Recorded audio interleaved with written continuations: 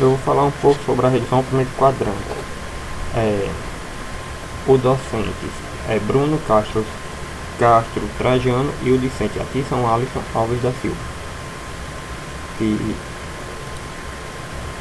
os objetivos dessa apresentação eu dividi em 3 objetivos: apresentar os fundamentos teóricos da redução ao primeiro quadrante, explicar como as simetrias ao círculo trigonométrico e facilitar os cálculos, e demonstrar os exemplos práticos e aplicações do conceito. A redução ao primeiro quadrante é uma técnica que simplifica os cálculos trigonométricos ao explorar as simetrias do círculo trigonométrico e amplamente usados em matemática, física e engenharia. Uma curiosidade: essa técnica surgiu pela necessidade de simplificar os cálculos, como eu falei, em astronomia e na navegação. Adventamente nas calculadoras e nos computadores de matemática trabalhava as tabelas trigonométricas que forneciam os valores de seno, cosseno e tangente em apenas os ângulos entre 0 a 90, que seria o nosso primeiro quadrante, né? Para resolver esses problemas com ângulo, a maioria dos ângulos, os maiores ou negativos, eles se desenvolveram métodos para transformar esses ângulos em equivalentes ao primeiro quadrante, onde os cálculos já estão estabelecidos. Por isso, poupava tempo e evitava erros realizados em operações manuais. Pronto, no nosso círculo trigonométrico, a representação geométrica, o raio da circunferência será 1, que será o maior valor que ele pode chegar. Os ângulos medidos a partir do eixo X, que será positivo, e dividindo em 4 quadrantes, com sinais específicos para o seno, cosseno e tangente. Ou diga, para os sinais do seno será um, cosseno será um outro e tangente será outro. E eles podem variar de um para o outro. Como podem ver aqui está em radiano. E seria de 0 a π sobre 2, que nos dará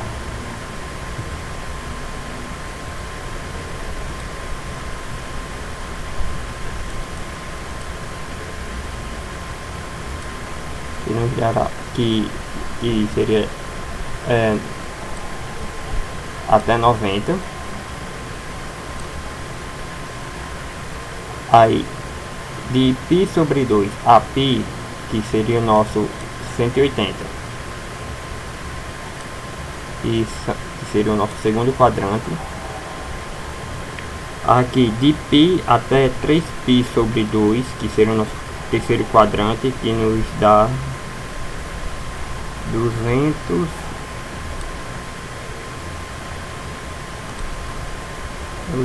270.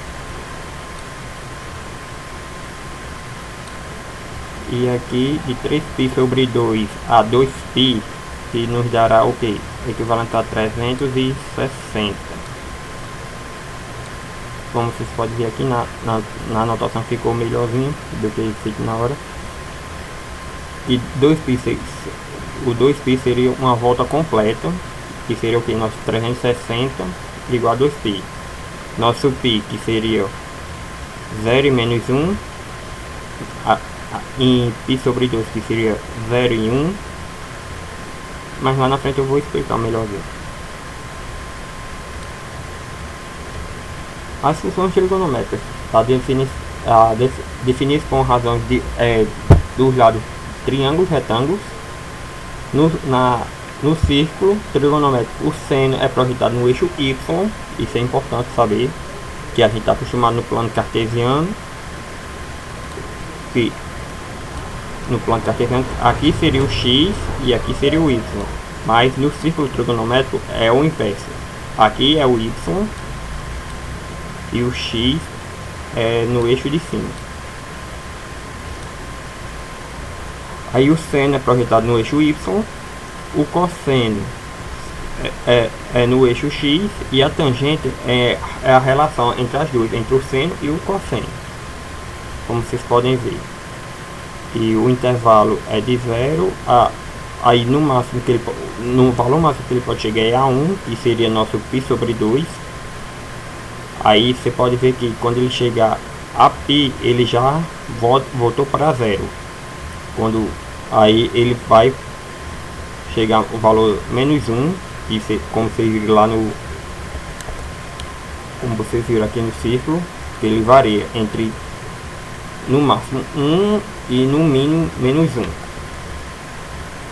E você pode ver que ele, a partir daqui ele já vai começar a se repetir, que aqui seria o período.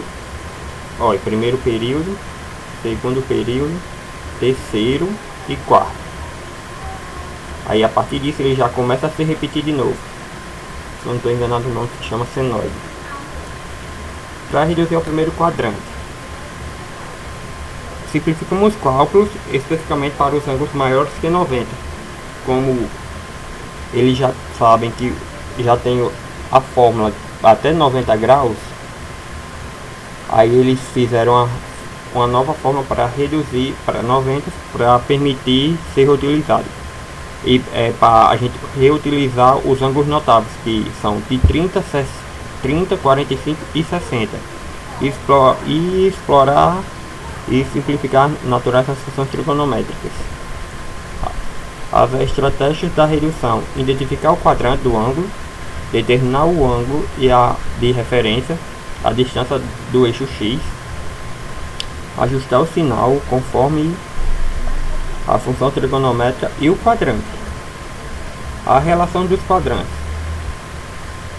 tanto no seno como no cosseno e a tangente, todos os valores no primeiro quadrante serão positivos.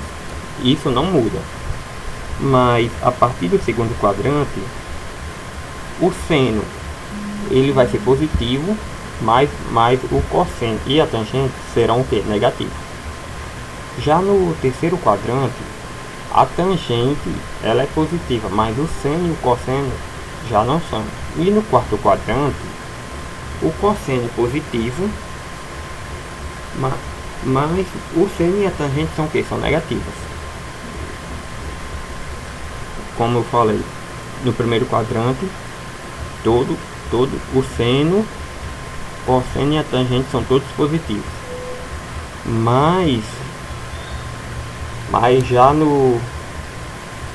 a partir do segundo quadrante, você já vê a diferença, que no cosseno o segundo quadrante é negativo, mas o seno ainda continua positivo e a tangente é negativa. Você pode ver no terceiro quadrante, no cosseno é negativo e no quarto é positivo. No seno o terceiro é negativo e o quarto é negativo. E na tangente o terceiro é positivo e o quarto são negativos. Exemplos práticos. O seno de 120 é no segundo quadrante, que seria o que? O seno de 60. E quem seria o seno de 60? Seria 3π, não, raiz de 3 sobre 2, né? Mas vamos fazer aqui como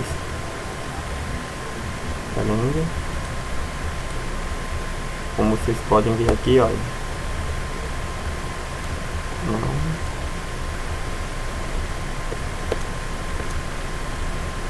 Ele diz que é no segundo quadrante. O segundo quadrante, o que? O seno é positivo.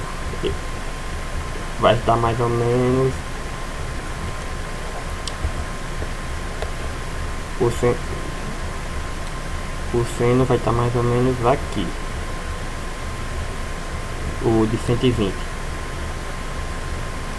Aí a gente traça uma linha até a outra extremidade, que seria o nosso primeiro quadrante, que seria mais ou menos aqui, e nos dará o seno de 60. Aí todo mundo sabe qual aquela musiquinha, que o seno de 60 é 3 sobre 2. Aí o cosseno de 270, que está no terceiro quadrante, né? O cosseno que seria menos cosseno, que seria menos cosseno, que dá menos 1 sobre 2, e a tangente nos daria